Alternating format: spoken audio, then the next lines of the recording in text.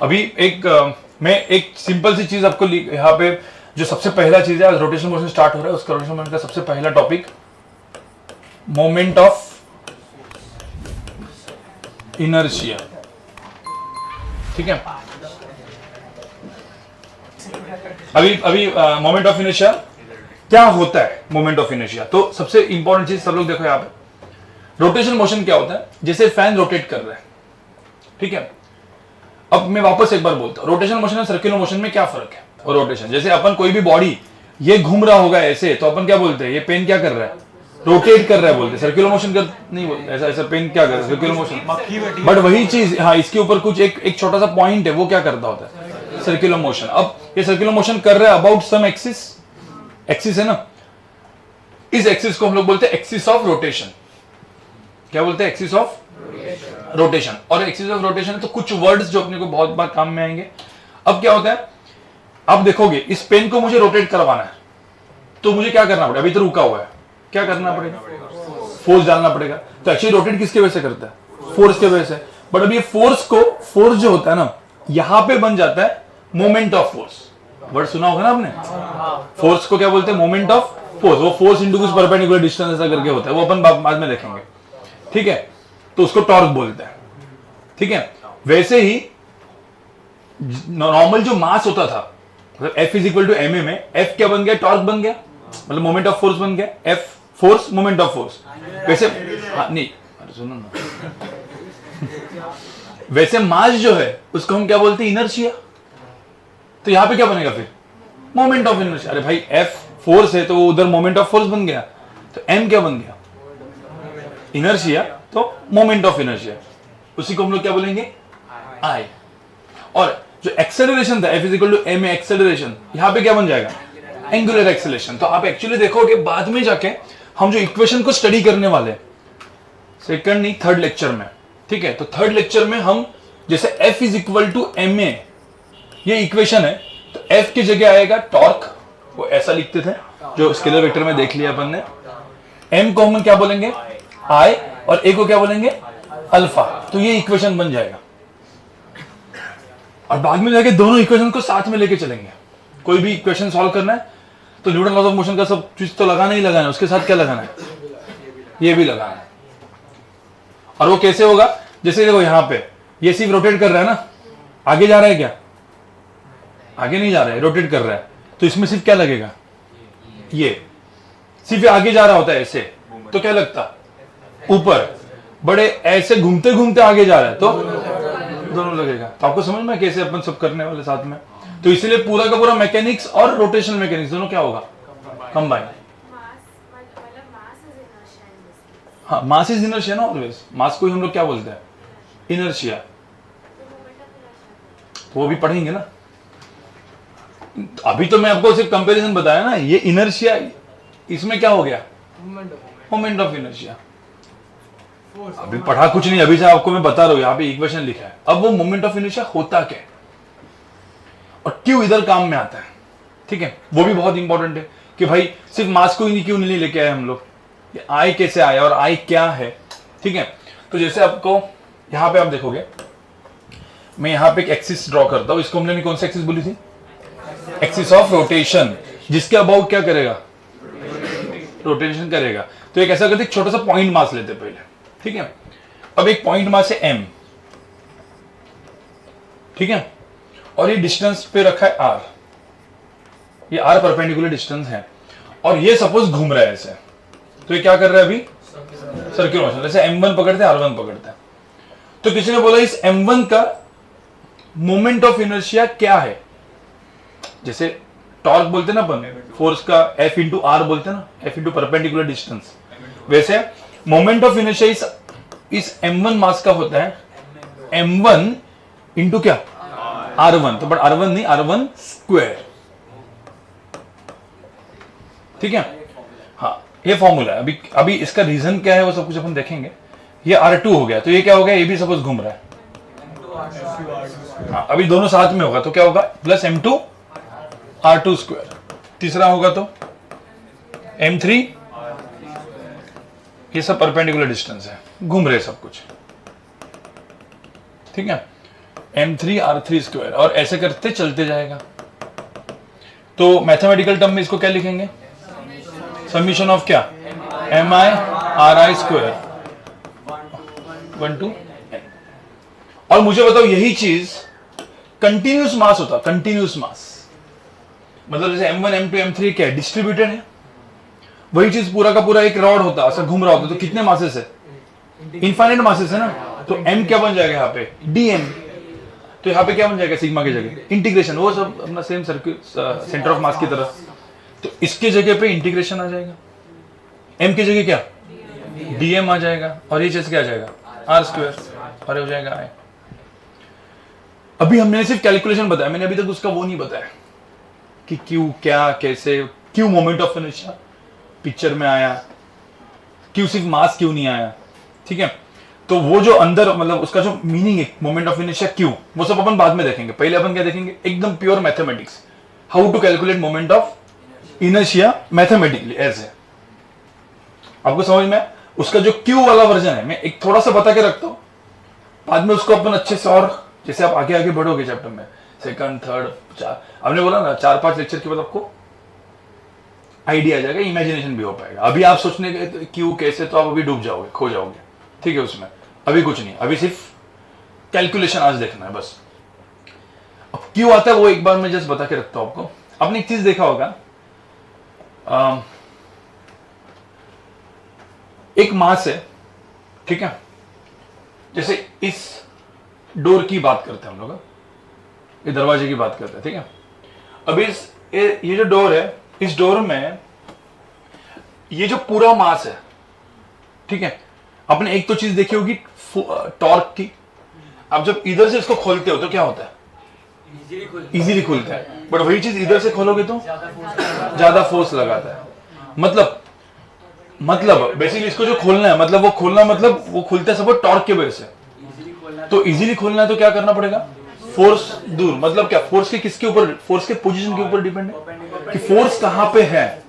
मतलब फोर्स का क्या पोजीशन, फोर्स तो वही है बट उसका पोजीशन कहां पे है उसके ऊपर डिपेंड करता है कि भाई कितना इजीली वो खुलेगा, बराबर। तो सेम चीज मास का है, मास का पोजीशन। एक मास सिर्फ m मास का है, बट वो मास एक्सिस ऑफ रोटेशन से एकदम नजदीक रखा है, ठीक है, और एक मास बहुत ही मतलब वही मास दूर रखा है। तो दोनों केसेस में जो वो घूमने वाली जो टेंडेंसी है उसकी वो बदल जाती है। मतलब मास की किसके ऊपर डिपेंड कर रहा है? पोजीशन। और आर क्या डिफाइन करता है? पोजीशन। इसीलिए मोमेंट ऑफ इनर्शिया में आर भी है, जैसे टॉर्क में एफ इंटू, हाँ वो डी परपेंडिकुलर डिस्टेंस होता है। तो सिमिलरली यहां पे भी मास के साथ, मास का क्या डिपेंड करता है? सिर्फ पोजीशन। तो सिर्फ इनर्शिया नहीं, एम के साथ आर भी आएगा।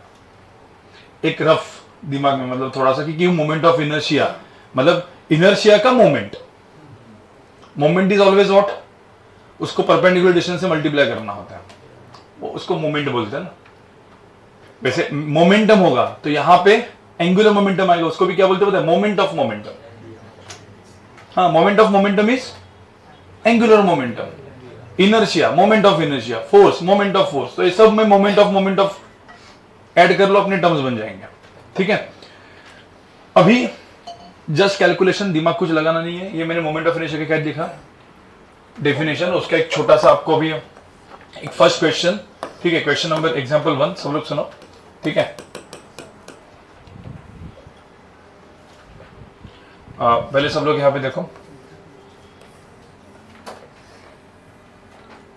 ये ऐसे स्क्वायर है और इस स्क्वायर के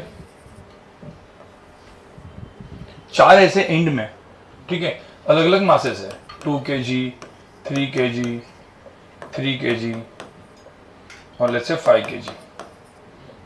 और इस स्क्वायर के एग्जैक्टली सेंटर से एक एक्सिस पास हो रही है, बट वो एक्सिस कैसे है?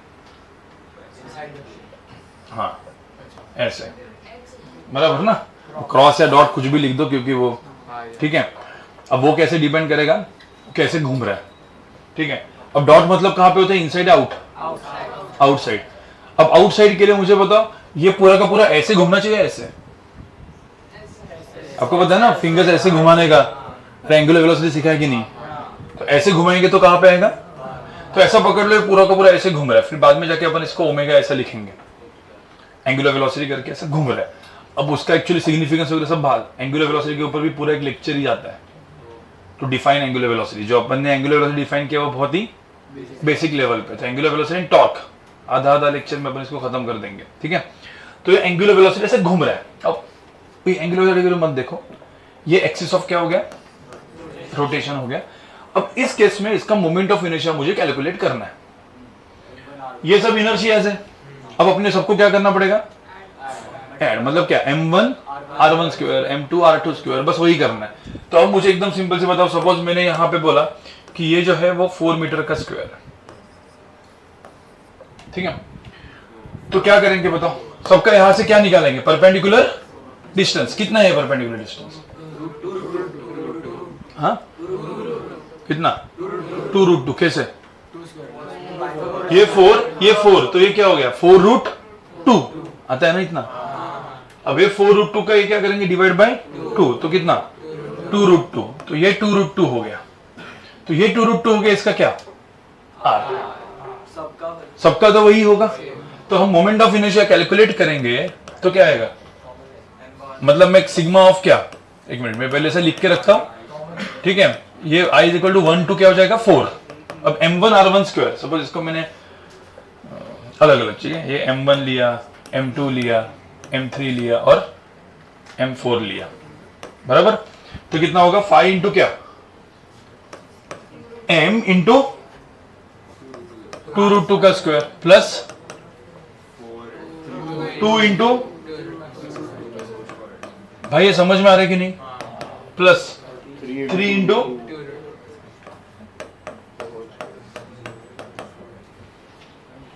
2√2 का स्क्वायर, ठीक है। तो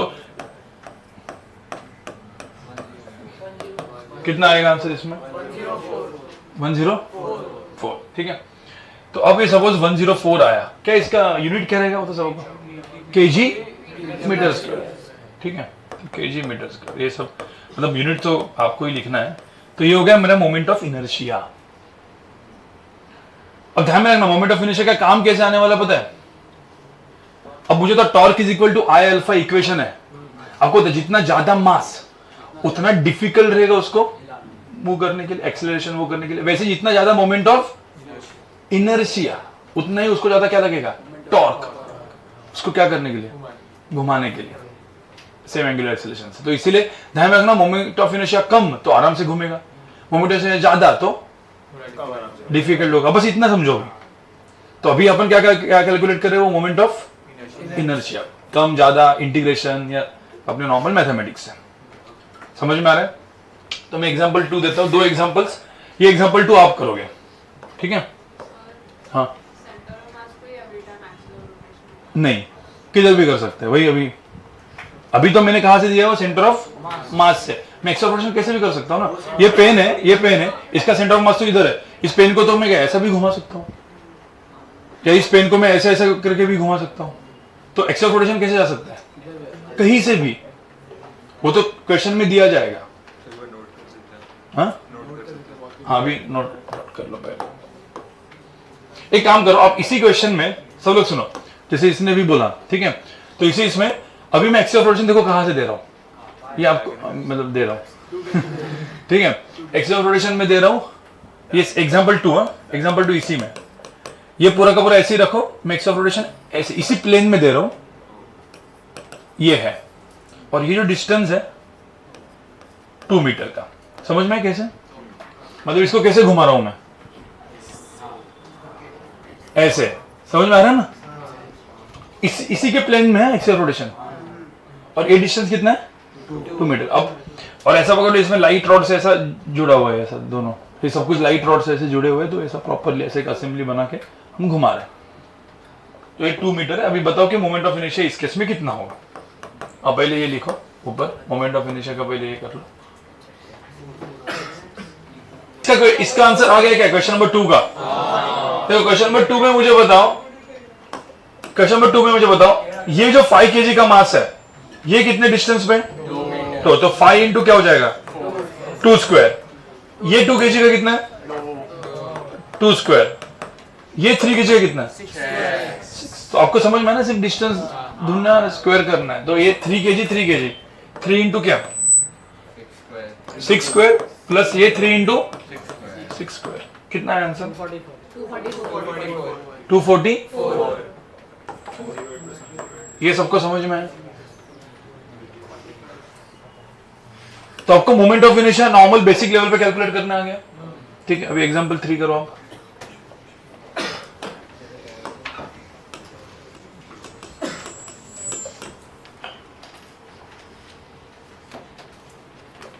अब ऐसा पकड़ लो, यहां पे ये 2 kg का मास है, ये 4 kg का मास है।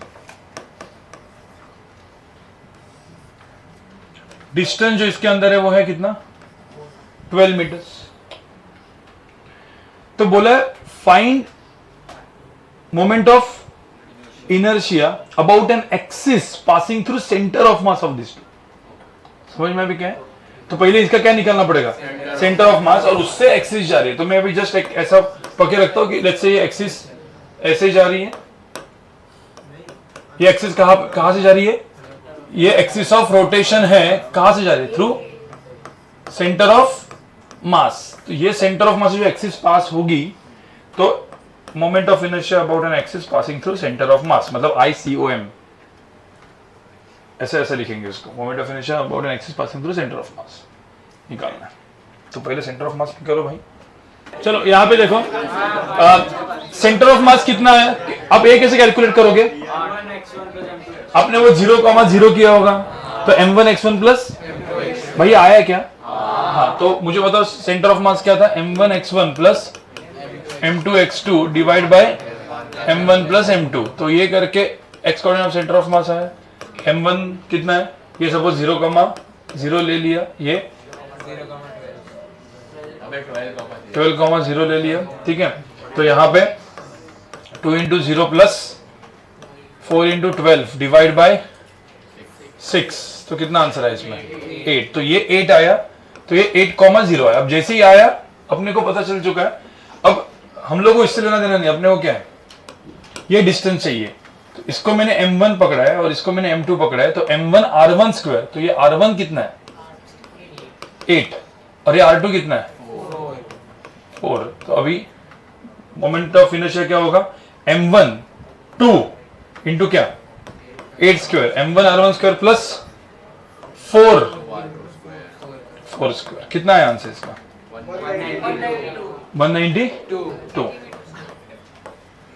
kg metre square. सबको समझ में आया। इस तरीके से मोमेंट ऑफ इनर्शिया कैलकुलेट करते हैं नॉर्मल। ठीक है, अब ये जो था अपने, ये क्या था डिस्ट्रीब्यूटेड मासेस। अब डिस्ट्रीब्यूटेड मासेस का बहुत सारा रहेगा। अब हम क्या करेंगे कंटिन्यूस मास। अब कंटिन्यूस मास के बहुत सारे कंटिन्यूस मासेस है।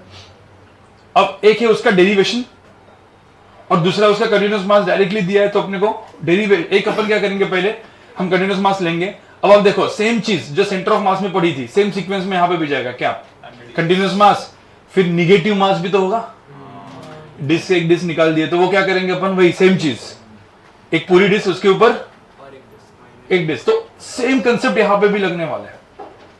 और फिर जो मोमेंट ऑफ इनर्शिया आया उसका डेरिवेशन वो किससे करेंगे, इंटीग्रेशन से। तो आपको क्या करो, पहले डेरिवेशन करो या वो क्वेश्चंस, ठीक है। हम तो अपन एक काम करते हैं, पहले मैं पूरा का पूरा बोल देता हूँ, एक दो पहले डेरिवेशन कंबाइन कर लेते हैं, कंबाइन करते हैं, ठीक है। अभी नहीं, एक काम करते हैं पहले ना डेरिवेशन, क्योंकि अभी आप थोड़ा सा फ्रेश हो, बाद में जाके ना इंटीग्रेशन नहीं दिमाग नहीं लगेगा आपका, ठीक है। तो moment of inertia of continuous masses में क्या क्या होता है, ठीक है। मैं पहले सारे के सारे फॉर्मूले जो है जो आपको याद रखने हैं वो लिख के रखता हूँ, ठीक है। सब लोग सुनो, ये कुछ मोमेंट ऑफ इनर्शिया है, ये हो गया, क्या दिख रहा है, रॉड का मास m है, लेंथ l, फिर उसके बाद ये क्या दिख गया, रिंग, ठीक है। ये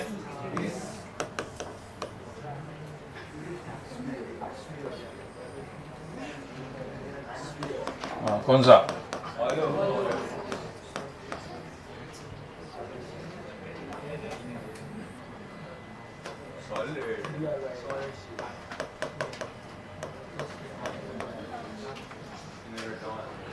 अब यहाँ पे दो एक्चुअली और हैं, ठीक है, कोन एंड होलोकॉन, ये दो में अभी दो उसको अलग इसमें करते हैं। पहले ये वाला जो चीज है, ठीक है, इसका मुझे बताओ, इसका जो मोमेंट ऑफ इनर्शिया होगा अबाउट एन एक्सिस, ये क्या है? सेंटर ऑफ मास, और ऐसे घूम रहा है, ठीक है। अब इसमें थोड़ा सा कुछ कंफ्यूजन है, पहले वो समझा, ये moment of inertia about an axis passing through centre of मास, ये जो होगा ये डायरेक्टली आएगा ml²/4। कैसे बोला चलो, तुक्का मारा, ml²/12, ठीक है। अब ये एक्सिस ऑफ रोटेशन है। अब पता है आपको, रिंग जो है ना, रिंग में देखो एक रिंग होती है। अब ये रिंग ऐसे भी घूम सकती है, और ये रिंग इसी प्लेन में एक्सिस होगी तो ऐसे भी घूम सकती है ना वो। मतलब भाई ये देखो, ये एक ऐसा भी घूम सकता है। अब ये जो इस प्लेन के, ये एक्सिस ऑफ रोटेशन क्या हो गया? परपेंडिकुलर। पर वही चीज इसी प्लेन में एक्सिस होगी तो ऐसे भी तो घूम सकता है।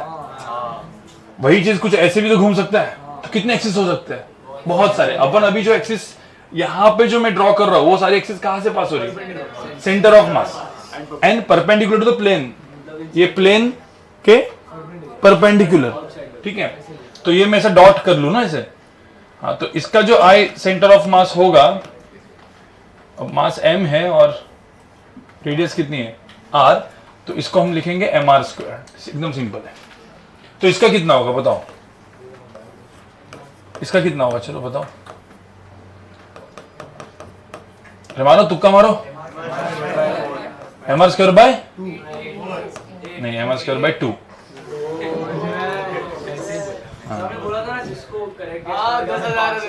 यही तो थोड़ी पैसा मैंने बोला, ठीक है। अभी तो पैसा बोला नहीं ना मैंने, इसको पैसा देंगे, बताओ। होलोस्फीयर इसको 500 रुपए, 1000 रुपए।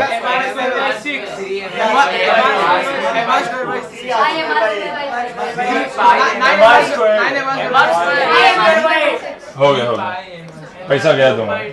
देखो ये अभी ये सेंटर ऑफ मास से ही पास हो रहा है, ठीक है। ये जो चीज होता है, ये होता है गाइस, कोई और एक लास्ट का 2/3,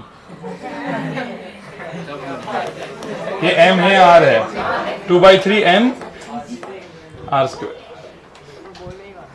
तू बोलने वाला था ना, ठीक है। अब ये 5/6 हाँ, 4/3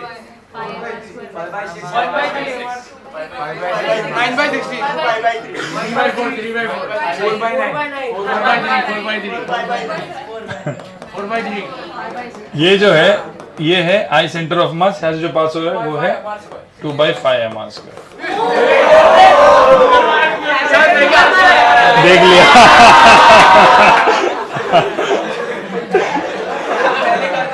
मैं बोला भाई इतना सही गेस तो हो ही नहीं सकता। हाँ हाँ, कभी भी हो सकता है, बट वैसा नहीं अभी, ठीक है।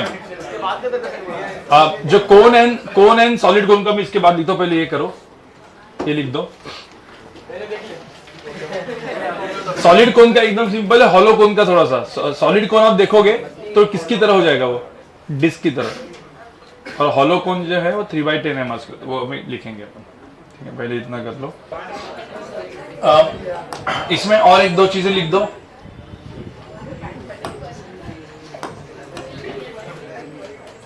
देखो ये लिख के हो गया ना आपका, ये दो इधर।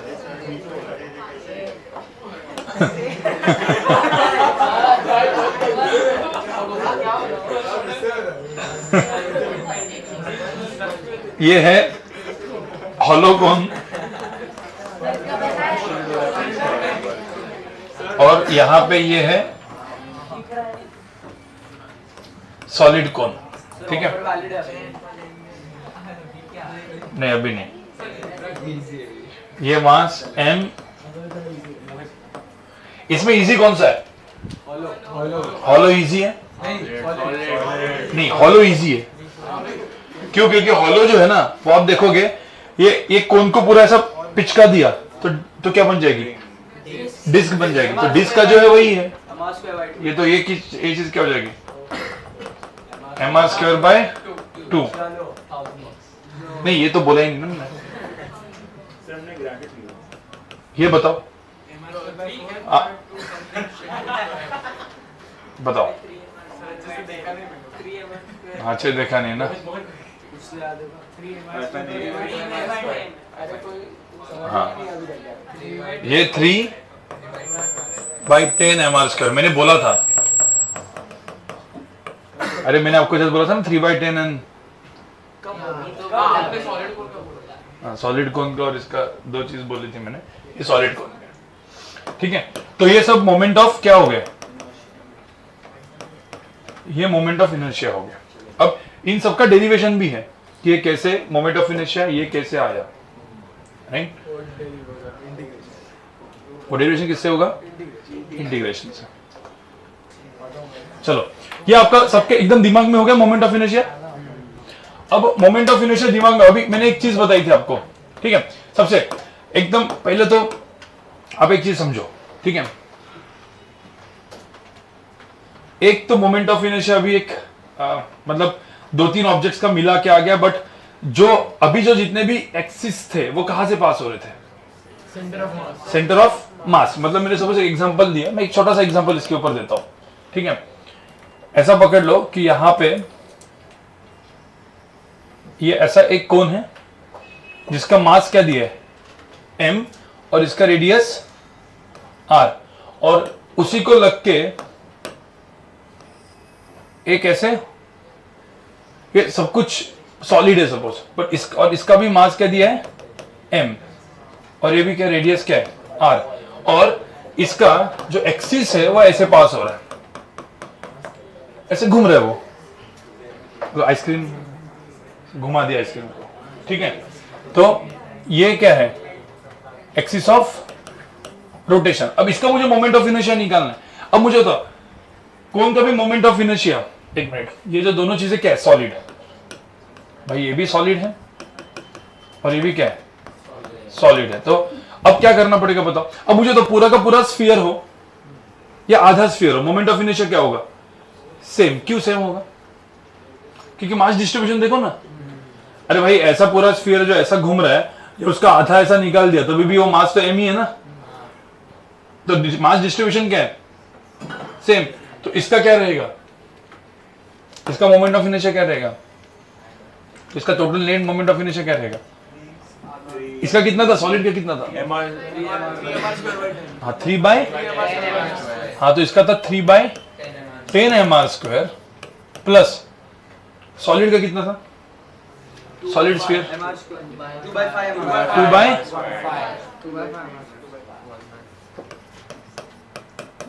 आपको सबको समझ में आ रहा है? हाँ? क्या? ओके, सबको वही क्वेश्चन है, ठीक है? एक मिनट, मुझे एक सिंपल सी बात बताओ, ठीक है? सब लोग यहाँ पे देखो, ठीक है? ये पूरा का पूरा क्या है? स्फीयर। इस स्फीयर पूरे ऐसे भरा हुआ था, और मोमेंट ऑफ इनर्शिया क्या है? ऐसा घूम रहा था ना, ठीक है? इसका टोटल मास कितना है? m। अब इस मास m का मैंने आधा निकाल दिया, तो अभी मास कितना बचा? m/2। तब वो चेंज होगा। पर अभी मैंने क्या दिया है? इसका भी पूरा मास कितना दिया है? m ही दिया है। मतलब, अरे भाई समझ में आ रहा है? अभी एक मिनट को, ठीक है? अब ऐसा पकड़ लो, एक ये करो, ठीक है? या सेकंड में मैंने इधर ही मैं देता हूं, ठीक है? मास डिस्ट्रीब्यूशन वाइज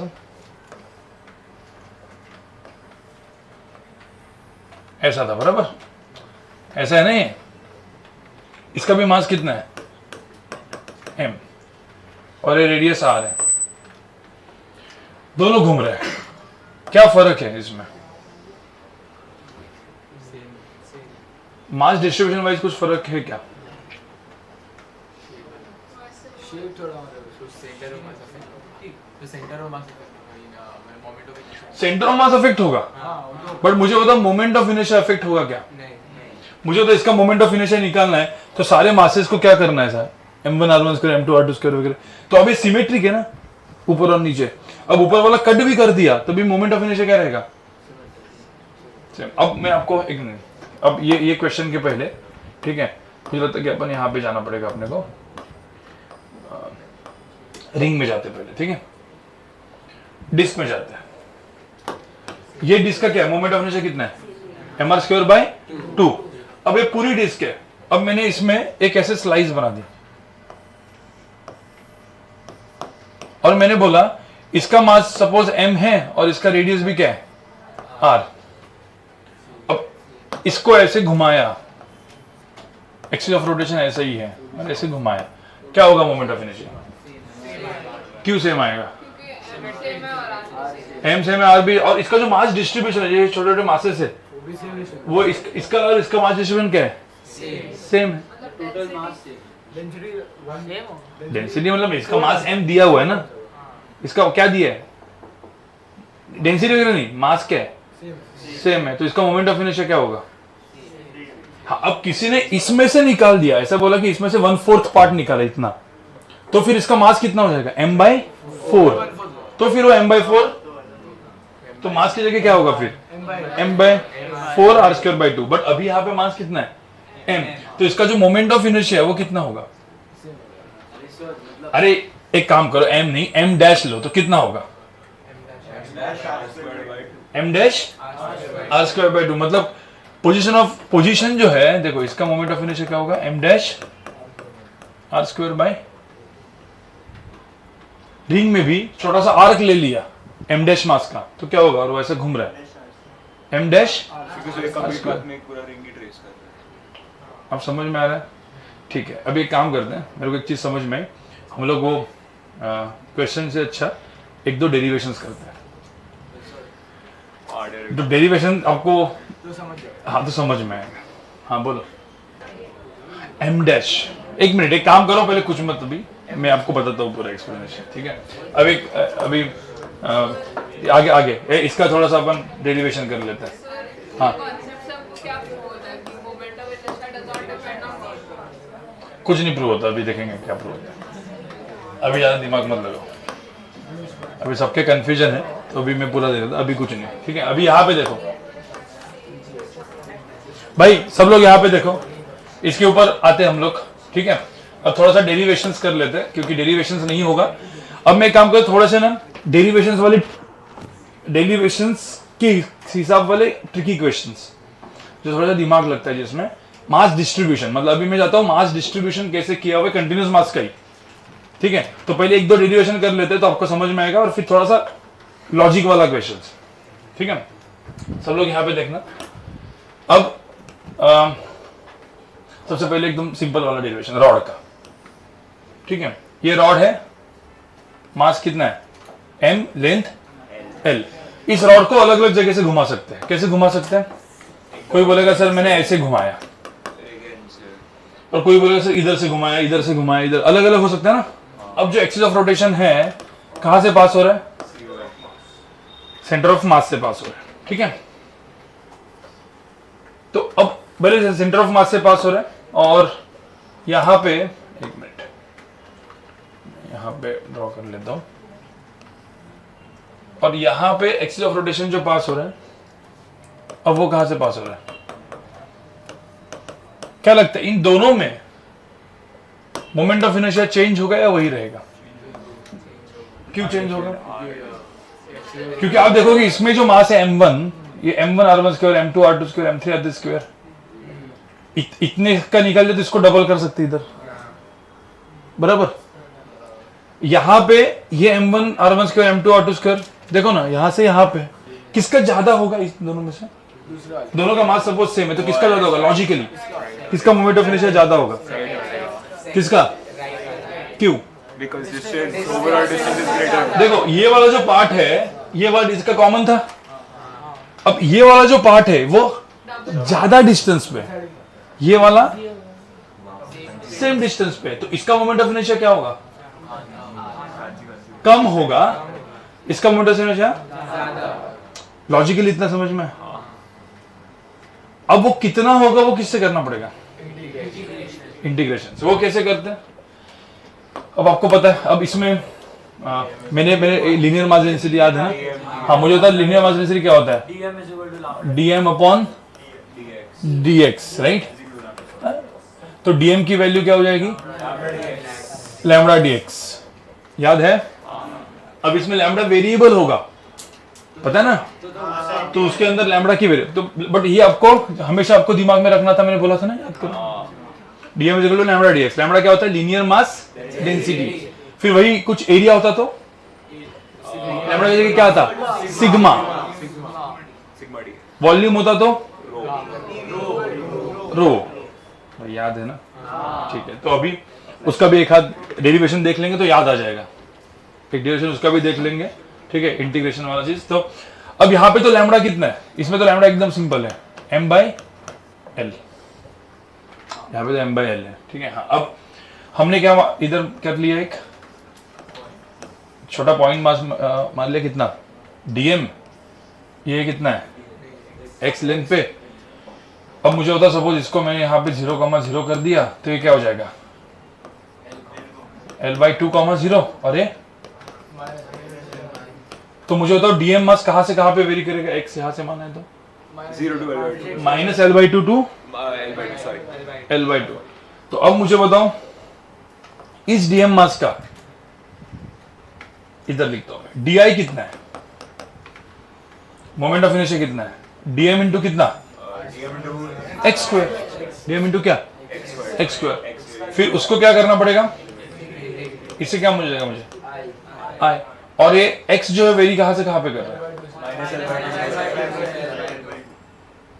अब यहां पे इंटीग्रेशन माइनस l/2 से l/2, dm की जगह क्या आएगा? लैम्बडा dx, बराबर। लैम्बडा को क्या डालेंगे अपन? तो अपन इधर लैम्बडा dx डाल देते पहले। तो लैम्बडा dx मतलब क्या? Lambda x square dx। Lambda को अपन बाहर निकाल सकते हैं, तो यहाँ पे क्या आ जाएगा? इसमें क्या? x cube by 3। तो यहाँ पे x क्यूब बाय 3 इंटीग्रेशन कहाँ से?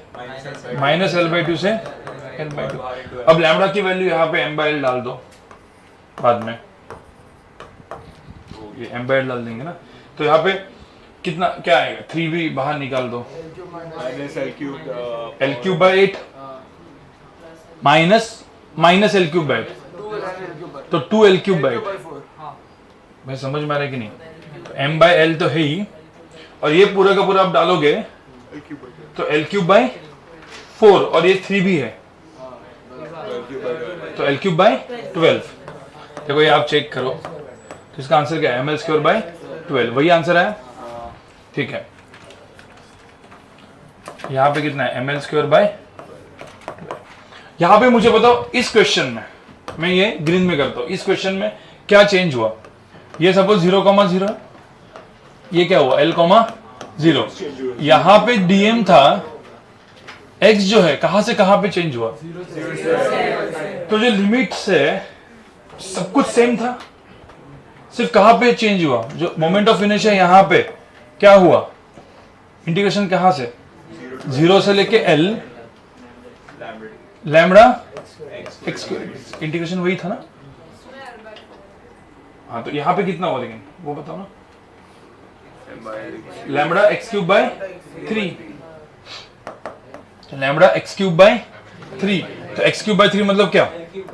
l³/3। आंसर कितना है? ये आपको ये समझ में आएगा नहीं? डायरेक्ट ना m/l डाल दो ना, m/l, तो ml²/3।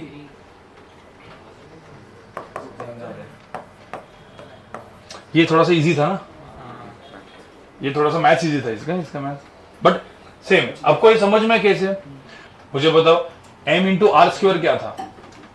Moment of inertia. इस डीएम मास का मोमेंट ऑफ इनर्शिया कितना है? डीएम इंटू क्या? X square.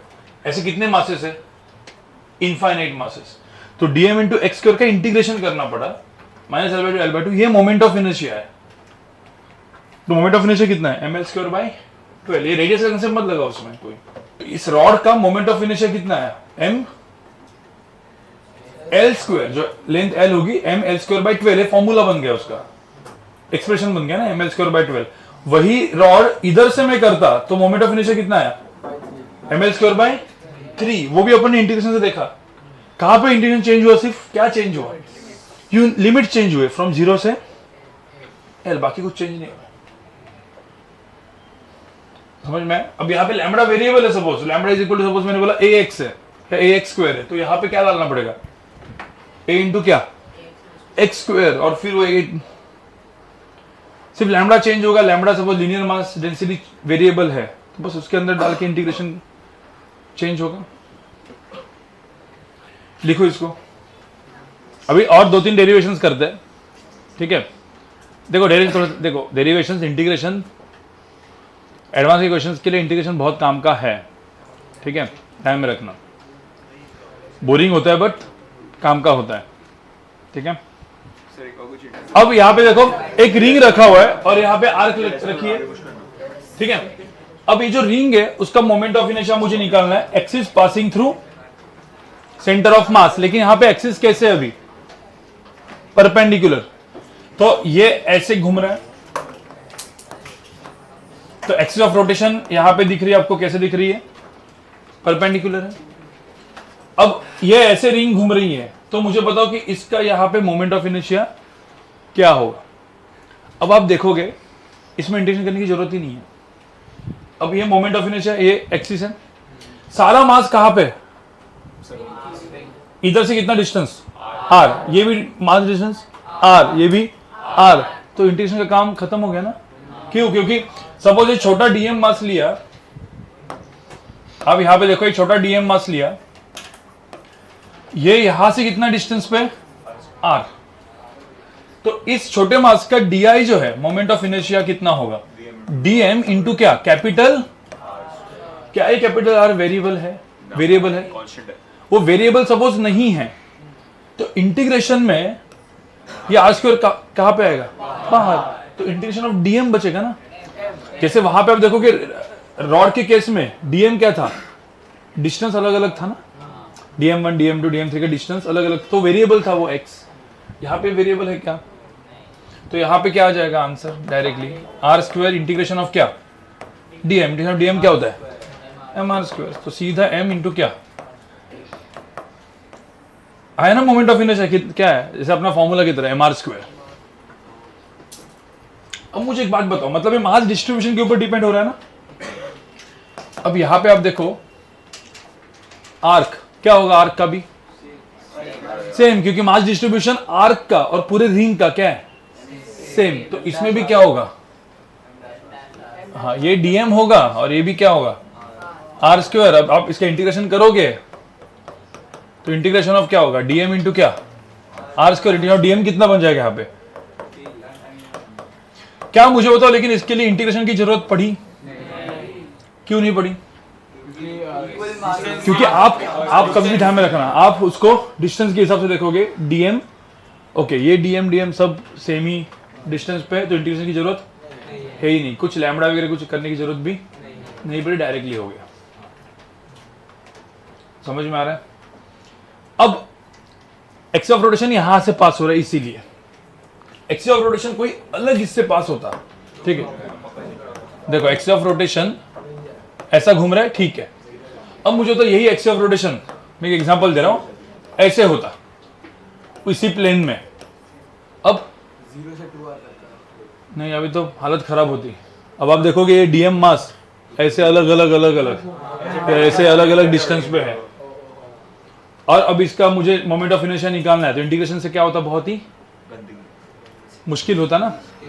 हाँ, तो इंटीग्रेशन से इसको करना नहीं होता। इसके लिए हम लोग कुछ थियरम्स लाने वाले हैं, जिसको हम लोग parallel axis theorem and perpendicular axis theorem बोलते हैं, जिससे डायरेक्टली ऐसे क्वेश्चंस बिना इंटीग्रेशन से सॉल्व होते हैं।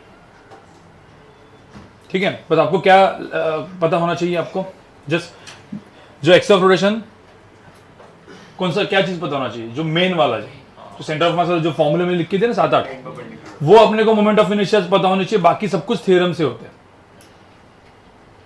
समझ में आ रहा है? हाँ, कुछ कुछ होगा जहां पे इंटीग्रेशन करना पड़ेगा, जैसे वेरिएबल डेंसिटी आ गई, उसमें करना पड़ेगा, बाकी सब जगह पे सिर्फ थोड़ा सा दिमाग और थियरम्स।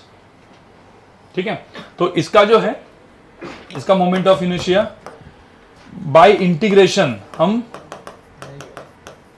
ये इंटीग्रेशन से हम लोग नहीं करेंगे, हम किससे करेंगे? वो थियरम्स जो मैंने बोला, पैरेलल एंड परपेंडिकुलर थ्योरम, जो अपने को मेरे को पढ़ाना था, बट उसके पहले आपके बहुत सारे वो क्वेश्चंस आ गए, इसलिए मैं डेरिवेशंस पे गया हूँ। तो एक डेरिवेशन इसका और कर लेते हैं, मतलब डेरिवेशन वाला पार्ट थोड़ा सा खत्म करते हैं। इसको लिख दो आप, ring, moment of inertia of ring. Guys अभी सब लोग यहाँ पे देखो, रिंग, ये रिंग हो गया। अब हम लोग डिस्क लेते हैं, ठीक है। अब मुझे तो डिस्क का सपोज करना है। अब यहाँ पे देखो, अब हम लोग जो मोमेंट ऑफ इनर्शिया निकालेंगे, ध्यान रखना जो इजी होता है वो कहां से होता है? Centre of mass axis passing through centre of मास और परपेंडिकुलर टू द प्लेन। बाकी कोई भी हो उसके लिए क्या यूज करना है अपने को? थियरम्स, वो थियरम्स में बताऊंगा, ठीक है। अब ये सेंटर ऑफ मास है और ये ऐसे घूम रहा है, एक्सिस ऑफ रोटेशन। चलो मुझे बताओ, इसका सपोज टोटल मास m दिया है और रेडियस r दिया है, मतलब ये रेडियस जो है ये r है। क्या करोगे इसमें? क्या एक छोटा मास dm लेंगे? नहीं, एक पूरा का पूरा क्या लेंगे? हाँ, रिंग लेंगे, ठीक है। अब आप देखो, अब थोड़ा सा आपको याद रखना करना पड़ेगा, ठीक है। अब ये रिंग है, रिंग का रेडियस कितना होगा? r, और इस रिंग का जो मास है वो कितना है? dm। अब मुझे तो यहाँ पे r जो कहां से कहां पे वेरी कर रहा है? जीरो से लेके कैपिटल R। अभी जो dm, ध्यान में रखना, मैंने आपको एक चीज बोली थी, एरिया। अब इसके लिए क्या आएगा? सिग्मा आएगा। तो अपना जो dm होता है वो क्या होता है? सिग्मा इंटू क्या? dA। अरे याद करो ना, सिग्मा इंटू क्या? dA। सिग्मा क्या होता है? मास पर यूनिट एरिया। तो dm सिग्मा इंटू dA। हाँ, अब dA क्या होता है? dA वो मुझे बताओ, dA को क्या लिखते हैं?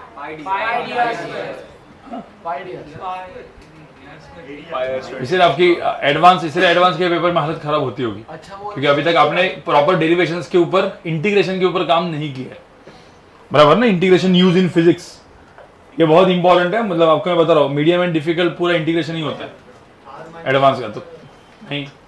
डीए क्या लिखो? अब यहाँ पे मुझे बताओ, एरिया जो होता है, अब याद करो मैंने आपको पढ़ाया था, एरिया पाई आर स्क्वायर होता है।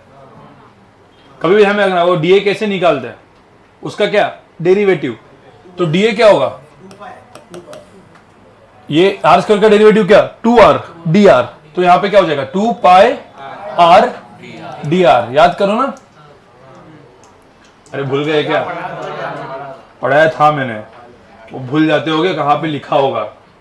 वॉल्यूम का भी किया था। वॉल्यूम क्या होता है? हाँ हो गया। अभी एक वो भी मेरे को, ठीक है। एरिया क्या होता है? पाई आर स्क्वायर। डीए क्या होता है? 2 पाई आर dr। इसका कोई बता सकता है क्यों हुआ?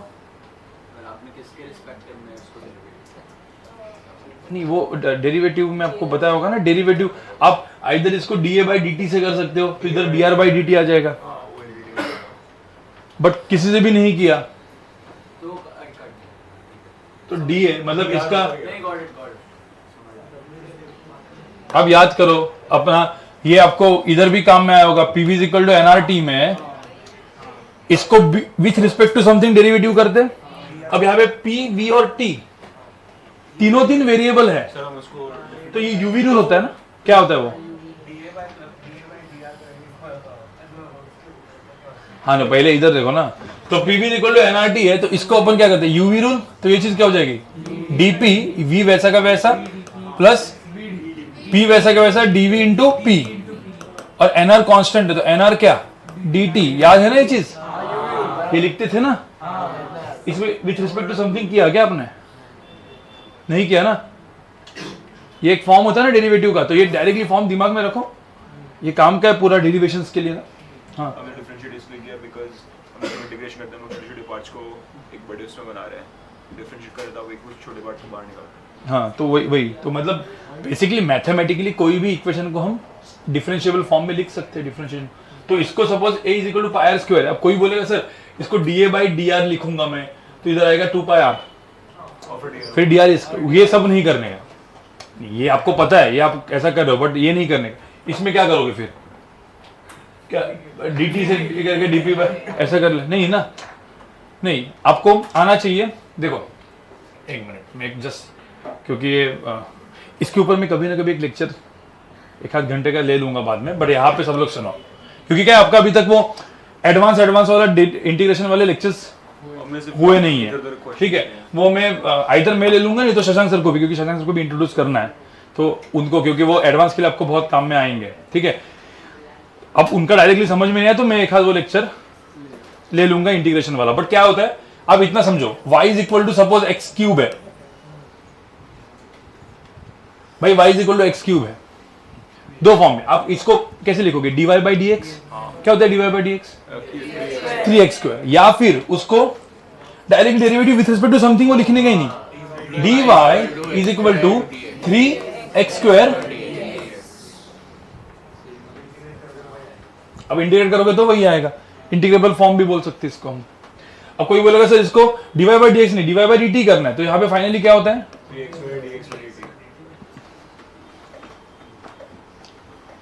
मतलब with respect to any variable हम उसको क्या कर सकते हैं, डिफरेंशिएट। बट कभी कभी कुछ लिखने का ही नहीं, सीधा इतना लिखने का। तो अभी मुझे एक सिंपल सी बात बताओ, यहां पे क्या हुआ, हाँ तो नहीं मैं कुछ अलग बोलने वाला था। अब मुझे तो एरिया पाई आर स्क्वायर होता है, कोई बोलो एरिया कैसे निकालते हैं, एरिया मैथमेटिकली इंटीग्रेशन से निकालना है तो कैसे निकालते हैं, क्या दिख गया यहाँ पे, ये पाई आर स्क्वायर, ये 2 पाई आर क्या दिख रहा है, सरकमफरेंस इनटू क्या, थिकनेस। आप समझो ये सरकमफरेंस ऑफ दिस सर्कल, उसका ये वाला जो पार्ट है वो क्या है, थिकनेस कितना है वो, आपको समझ में आ रहा है कि नहीं, dr। अब सरकमफरेंस इनटू थिकनेस, इसको क्या करें, इंटीग्रेट, तो इसको इंटीग्रेट करेंगे तो क्या मिल जाएगा, एरिया। आपको समझ में आ रहा है ना, एक सर्कल ले लिया, थोड़ा थिक सर्कल छोटा सा, और उसको अपने इंटीग्रेट कर दिया तो पूरा एरिया मिल गया, पूरे किसका, डिस्क का। समझ में आया। तो अब dm सिग्मा dA कर दिया, ये हो गया। तो मतलब dm को अपन क्या लिखेंगे मैं बताओ, सिग्मा इंटू क्या, dA कितना होगा 2 पाई r dr, ये हो गया ना ऐसे। अरे समझ में आया। अब क्या करोगे, अब मुझे होता है ये जो रिंग है इसका di कितना है, ये तो रिंग है ना, रिंग का फॉर्मूला क्या था, अरे रिंग का फॉर्मूला क्या था, mr स्क्वायर ना, तो क्या था dm इंटू क्या, नहीं रिंग का क्या था, रिंग का क्या था mr स्क्वायर। तो ये जो छोटा रिंग है ये क्या थी, स्मॉल रिंग थी ना, ये वाली स्मॉल रिंग का मोमेंट ऑफ इनर्शिया कितना होता है, dm mr स्क्वायर होता सीधा। इसको हम क्या करेंगे, इसको क्या करेंगे अपन, इंटीग्रेट, इसको इंटीग्रेट करेंगे तो ये क्या मिल जाएगा i, और dm के जगह अभी क्या डालेंगे हम, और इसका ये चीज क्या, 0 से लेके क्या, ठीक है। अब जो dm है उसको क्या डालेंगे, 0 से लेके कैपिटल R, dm क्या है, सिग्मा 2 पाई r cube dr, r cube dr का r टू पावर 4/4। तो यहाँ पे आंसर क्या होगा, सिग्मा 2 पाई,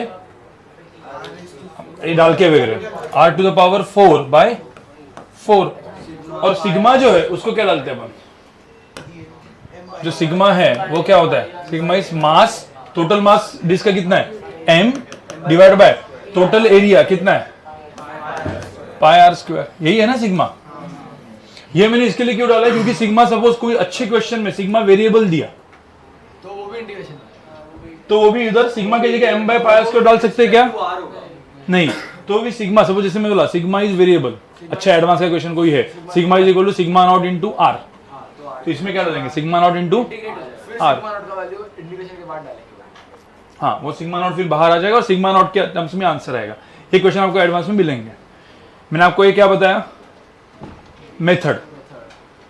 अपना क्लास में हमेशा अपन मेथड बताते, बाकी क्वेश्चन तो आपको करने हैं ना, तो दिमाग अब मैं ही बता दिए और 4-5 क्वेश्चन और उसके आंसर्स, तो फायदा थोड़ी है, ठीक है। ये सबको समझ में है, तो इसमें सिग्मा को क्या डाल दो,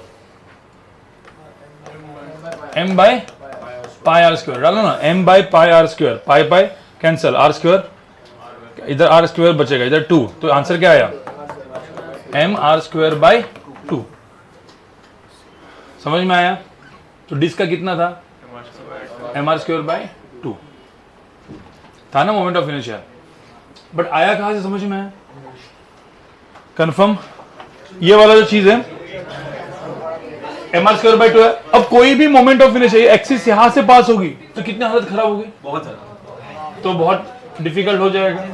तो इससे करने का नहीं, उसको किससे करने का, थ्योरम, ठीक है। अब मैं एकदम सिंपल वाला एक और एग्जांपल दे रहा हूं, ठीक है। सॉलिड स्फीयर का करते हैं, हॉलो स्फीयर नहीं, हॉलो स्फीयर का थोड़ा सा इंटीग्रेशन डिफिकल्ट है, जो किसको करना है, आपको। हॉलो स्फीयर का रिंग नहीं, वो करो ना, ठीक है, रिंग से करना है, हाँ नहीं, सॉलिड स्फीयर का वॉल्यूम से करना है, उसका रिंग से करना है। इसलिए मैं आपको जैसे यहाँ पे देखो गाइस, सब लोग यहाँ पे देखो, छोटी रिंग फिर बड़ी रिंग, हाँ अब सॉलिड स्फीयर मैंने दिया है, ठीक है। अब यहाँ पे देखो ये सॉलिड स्फीयर है, सॉलिड स्फीयर का पूरा मास जो है वो कितना है, m, और इसका जो रेडियस है वो दिया है लेट्स से r, और ये जो है एक्सिस ऑफ रोटेशन अभी 3 डायमेंशन है ना, तो एक्सिस ऑफ रोटेशन सपोज ऐसे पास हो रहा है, ठीक है। मुझे एक बात बताओ, डिस्क का यहाँ पे, एक मिनट, डिस्क का मैंने यहाँ पे बताया, बट मुझे तो डिस्क सपोज, अब ये डिस्क पूरी की पूरी है, अब ये disc suppose part of the disc होती, कुछ फर्क पड़ता?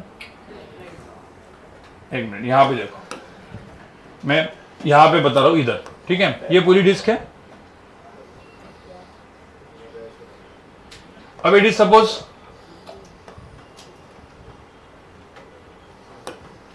यहां पे देखो ऐसे होता, और इसका मास क्या होता, m डैश। तो इसमें भी आप छोटा सा ये क्या लेते हैं, आर्क लेते हैं, तो लेकिन उसका भी यहां पे क्या लेते हैं, आर्क का और रिंग का क्या होता है, सेम। तो यहां पे इंटीग्रेशन में क्या आता है, dm, ये dm होता ना ऐसे, dm इंटू आर स्क्वायर यही होता। इंटीग्रेशन में क्या होता है, 0 से क्या, r, सेम ही होता। तो इन शॉर्ट यहाँ पे फाइनली इसका मास सपोज m डैश है, तो इसका जो मोमेंट ऑफ इनर्शिया यहाँ पे आता वो क्या था, m dash r square by 2, वही आता ना। बट ये सब इंटीग्रेशन करने की जरूरत है क्या, इसका एरिया वगैरह लगा था, हाँ इसका एरिया लगा था ना, उधर पाई स्क्वायर बाई कुछ और आता था, उधर मुझे डीए का इंटीग्रेट, हाँ, तो नहीं, तो मुझे एक बात, सिंपल सी बात बताओ ना, फाइनली क्या आता है, m dash r square by 2 आता, क्योंकि अपने मास। तो इसको आप एक सिंपल सी याद रखो, सुनो गाइस, ये मास डिस्ट्रीब्यूशन है, मतलब आप एक ऐसा स्लाइस को घुमा रहे हो, ठीक है, और ये आप एक डिस्क को घुमा रहे हो। सपोज स्लाइस का भी मास m ही है और पूरे डिस्क का भी मास क्या है, m ही है, तो मोमेंट ऑफ इनर्शिया क्या रहेगा, सेम, क्योंकि मास डिस्ट्रीब्यूशन क्या है, सेम, सेम मास डिस्ट्रीब्यूशन है ना ऐसे। समझ में आ रहा है, हाँ। अब यहाँ पे मैंने मास m लिखा है, यहाँ पे m डैश लिखा है, इसलिए m डैश है, बट ये सेम मास यहाँ पे मैं m रखता तो यहाँ पे भी क्या था, m r स्क्वायर बाई 2 ही आता, क्योंकि मास डिस्ट्रीब्यूशन सेम है। अब जैसे ना सॉलिड स्फीयर भी देखो ना, अब सॉलिड स्फीयर किससे बना है? एक मिनट, अब ये सॉलिड स्फीयर और एक मिनट, एक ऐसा हॉलो, एक ये सॉलिड लेते हैं, ठीक है, और मैंने बोला दोनों का मास m ही रखते हैं, पर नहीं ये m डैश लेते हैं। चलो अब मुझे बताओ सॉलिड का कितना था, आंसर कितना था सॉलिड का? 2 by 5 mr स्क्वायर। हाँ, तो 2 by 5 mr स्क्वायर था। अब इसका देखो, इसका देखो क्या होगा, सेम। क्यों? m डैश में मास डिस्ट्रीब्यूशन, जैसे यहाँ पे इस सॉलिड स्फीयर का मुझे क्या निकालना है, मोमेंट ऑफ इनर्शिया निकालना है, तो सबसे पहले मैं क्या करूंगा, यहाँ पे क्या लूंगा, एक हॉलो स्फीयर लूंगा ना, और हॉलो स्फीयर का मास कितना लूंगा मैं, dm मास का एक हॉलो स्फीयर लिया, उसका थिकनेस कितना लिया, dr। अब मुझे बताओ dm ऐसा एक हॉलो स्फीयर लिया ऐसे, और उसका थिकनेस dr, तो इसका क्या आएगा अभी, वॉल्यूम। तो अब मुझे यहां पे नहीं सब लोग, अब यहां पे मुझे बताओ वॉल्यूम मास डेंसिटी क्या होती है, रो। तो dm मास जो है उसको अपन क्या लिखेंगे, रो इंटू क्या, dv क्या होता है, वॉल्यूम। कोई बोल सकता है वॉल्यूम कैसे निकालते हैं, वॉल्यूम क्या होता है, 4/3 पाई r क्यूब, तो 4 पाया तो dv क्या होगा, dv r क्यूब का 3r स्क्वायर dr, 3 क्या कैंसर, 4 पाई। कोई बोल सकता है क्या दिखा आपको, अरे डेरिवेटिव दिखा, हाँ ये क्या है, surface area. Surface area of sphere क्या होता है, 4 पाई r स्क्वायर इंटू थिकनेस, क्या होता है, छोटा वॉल्यूम। उसमें एरिया में सरकमफरेंस 2 पाई r इंटू थिकनेस, वो क्या हो गया, एरिया। यहां पे स्फीयर का area into thickness, surface area into thickness, volume, dv। ये समझ में है, ये बहुत इंपॉर्टेंट। तो यहाँ पे dm जो होगा ये क्या हो जाएगा, डेंसिटी रो इंटू क्या, 4 पाई r स्क्वायर इंटू dr, ठीक है। अब कोई बोल सकता है ये जो हॉलो स्फीयर है उसका मोमेंट ऑफ इनर्शिया कितना था, ये अपने को लेना पड़ेगा, मतलब ये अपने को ऐसा है कि हॉलो स्फीयर के पहले इसका हो चुका है, तो di की वैल्यू कितनी थी, 2/3, तो 2/3 dm इंटू क्या, r स्क्वायर। भाई समझ में आया कि नहीं, ये किसका है, हॉलो स्फीयर। जो एक हॉलो स्फीयर था ना, तो हॉलो स्फीयर का मोमेंट ऑफ इनर्शिया, मतलब ये हॉलो स्फीयर, तो सॉलिड स्फीयर कितने हॉलो स्फीयर से बने, इनफाइनाइट। तो इसका अपने को क्या करना पड़ेगा, इंटीग्रेशन। तो इसका जब इंटीग्रेशन करेंगे, integration of 2/3 dm r square, इसका इंटीग्रेशन कहां से कहां पे, 0 से लेके क्या, कैपिटल R। तो करके देखते हैं तो क्या है यहाँ पे, ठीक है। dm को क्या लेंगे, रो, हाँ, तो रो देखो, रो इंटू 4 पाई, ठीक है, r स्क्वायर तो r टू द पावर 4, 2/3 तो यहाँ पे रहेगा, तो 2/3 भी लिखता हूं ना यहाँ पे मैं, ठीक है, इंटू 2/3, ये सब कुछ इसके अंदर डाल दिया। आपको समझ में आया कि नहीं। और dm की जगह r स्क्वायर dr मतलब क्या, इंटीग्रेशन ऑफ क्या, integration of r to the power 4 dr, 0 से लेके क्या, r। क्या है यहाँ पे आंसर। अब मुझे बताओ इस रो को क्या डालेंगे, रो को मास अपॉन क्या, 4/3 पाई। अरे भाई समझ में आए कि नहीं, ठीक है। तो यहाँ पे m बाई क्या, 4/3 पाई r क्यूब। आप मतलब जस्ट ये समझो सब कट होने वाला है वो, ठीक है, इंटू क्या 4/2/3 इंटू यहाँ पे क्या r टू द पावर 5/5। देखो कितना आया,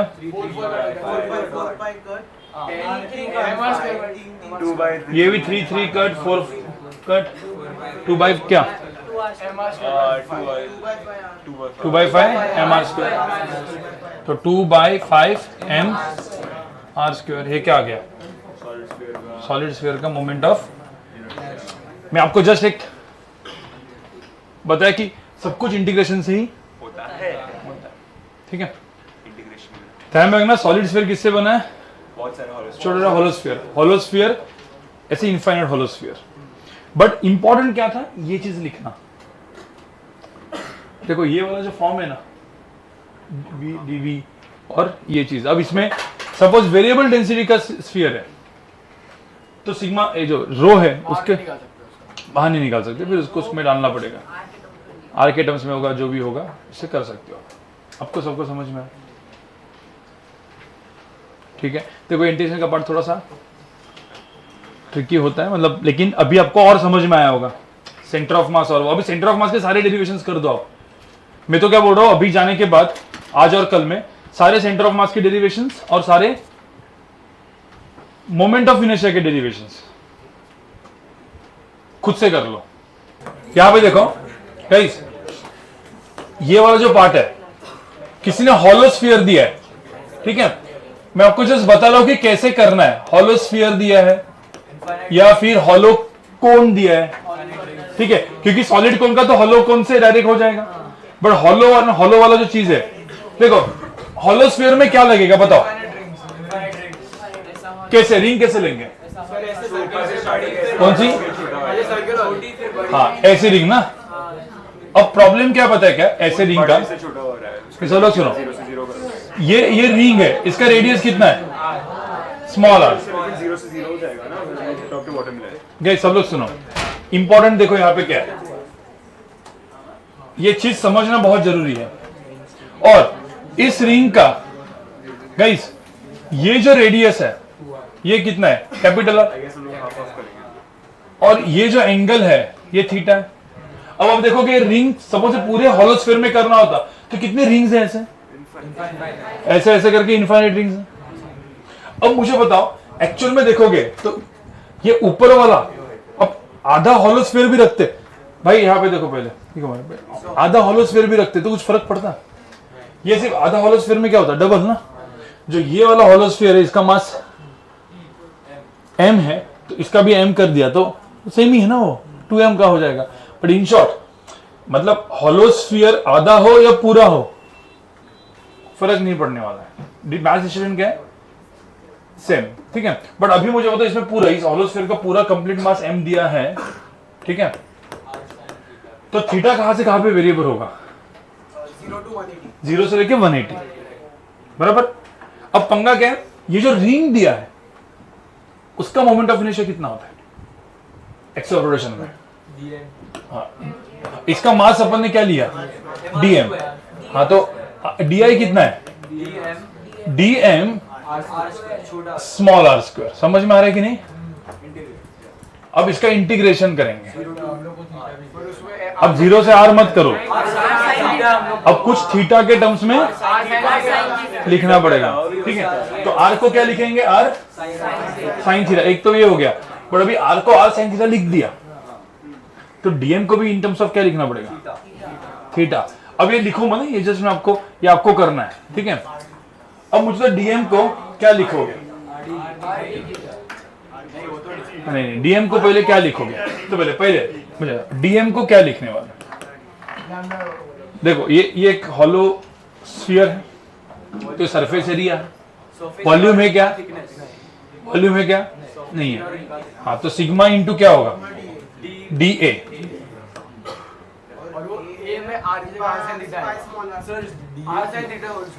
हाँ अब मुझे तो जो dA है वो क्या होगा?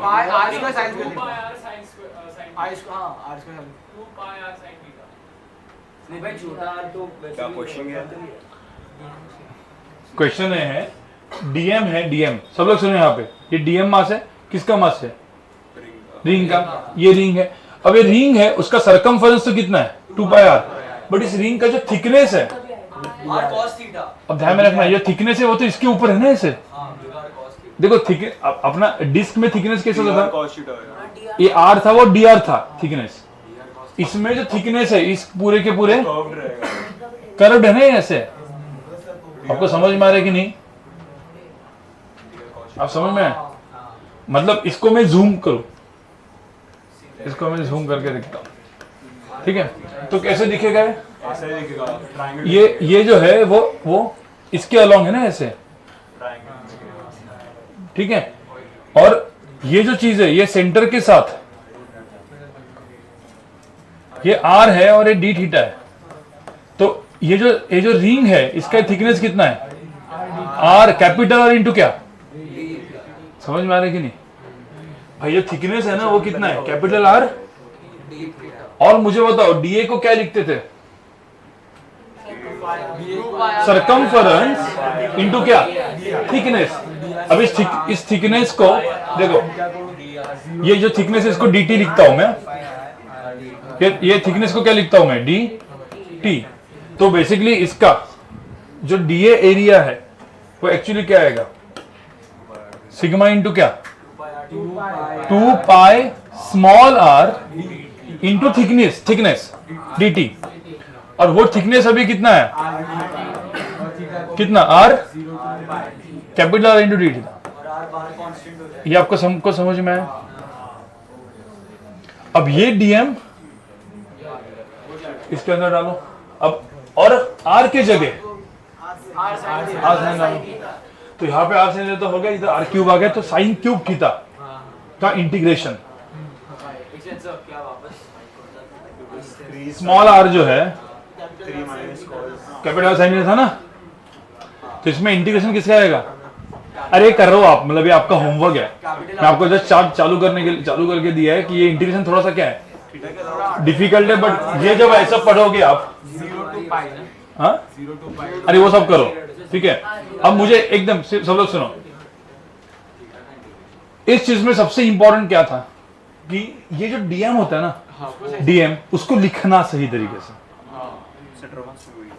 तो डीएम 3 तरीके से लिखते हैं, क्या? Dm lambda, dx, dm sigma, da और रो डीवी। वो डीए, डीवी और डीएक्स उसको सही तरीके से लिखना बहुत इंपॉर्टेंट है। समझ में आ रहा है? बाद में तो फिर वेरिएबल होगा तो ये वेरिएबल उसके हिसाब से डाल देंगे। हाँ, उसके लिए थोड़ा सा अलजेब्रा। और देखो क्या होता है, अब हम इंटीग्रेशन पढ़ रहे हैं, आप सोचो ना जब आपका कैलकुलस स्टार्ट होगा अभी किसमें? मैथ्स में। तो मैथ्स में आप तो इंटीग्रेशन एकदम हाई लेवल पे पढ़ोगे, फिर इंटीग्रेशन एकदम ही क्या हो जाएगा? इजी। बट तभी भी ये इंटीग्रेशन एप्लीकेशन है, वो इंटीग्रेशन सिर्फ सॉल्विंग वाला सीन है। मतलब आप integration of sine cube theta फटाफट कर लोगे। अब मैं आपको integration of sine cube theta कैसे करोगे? Integration of sine cube theory ऐसा होता है नहीं? चेन रूल भाई, चेन रूल लगता है क्या इंटीग्रेशन में? मेथड ऑफ भाई, method of substitution. Sine cube theta को फिर sine square theta into sine theta करना पड़ता है, फिर साइन स्क्वायर थीटा को 1 माइनस कॉस स्क्वायर थीटा, फिर कॉस थीटा को t, तो साइन थीटा dt करके इंटीग्रेशन। भाई अरे भाई आपको, हाँ, तो ये पूरा का पूरा उससे होगा। बट ये इंटीग्रेशन आपको अभी डिफिकल्ट लगेगा, क्यों? क्योंकि आपने इंटीग्रेशन उस लेवल पे किया। जैसे 12th में जाओगे, ये साइन क्यूब थीटा का डी थीटा का इंटीग्रेशन जो है वो सीईटी लेवल का होता है। हाँ, सीईटी लेवल का है, क्योंकि तब आप इंटीग्रेशन पढ़ोगे ना अलग लेवल पे। जब इस लेवल पर पढ़ोगे तो ये वाला अभी जो अपना फिजिक्स में जो इंटीग्रेशन काम में आएगा, एप्लीकेशन नहीं, ये सब लिखना नहीं, ये सब लिखने के लिए दिमाग लगेगा, मतलब प्रैक्टिस लगेगा। बट उसका जो इंटीग्रेशन सॉल्व करने का चीज है वो 12th के बाद एकदम ही क्या हो जाएगा? इजी। अभी मैं पढ़ाने जाऊंगा ना तो पूरा 1 महीना में इंटीग्रेशन ही पढ़ाते रहूंगा,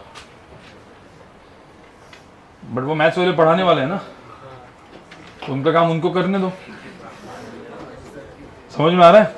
ठीक है, जितना करना उतना करो।